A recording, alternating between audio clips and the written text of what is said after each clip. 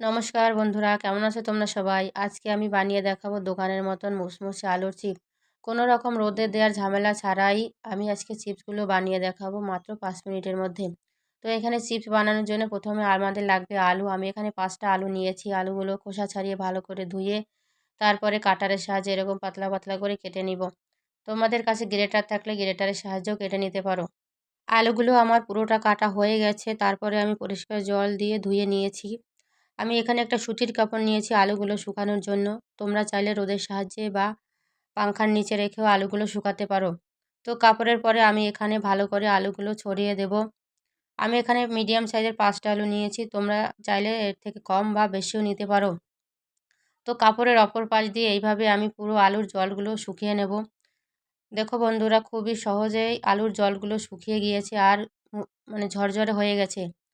তো আমি এখন এগুলো ভাজার জন্য একটা কড়াই নিয়েছি। কড়াইয়ের মধ্যে দিয়ে দেবো কিছুটা রিফাইন অয়েল। তেলটা হালকা গরম হয়ে গেলে এক এক করে আলুর চিপসগুলো তেলের মধ্যে ছেড়ে দেব।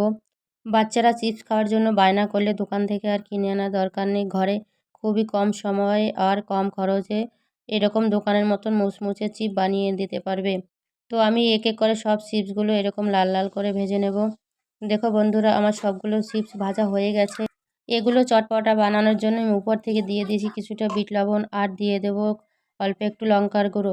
এইভাবে তোমরা একবার ঘরে বানিয়ে দেখো। যদি ভালো লাগে অবশ্যই একটা কমেন্ট করে জানাবে, লাইক দিও আর বন্ধুদের সাথে শেয়ার করে দেবে।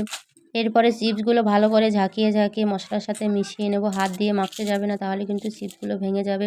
চিপসগুলো একদম দোকানের মতন মুচমুচে হয়েছে। আবার দেখা হবে নতুন ভিডিওর সাথে। ভালো থেকো সবাই।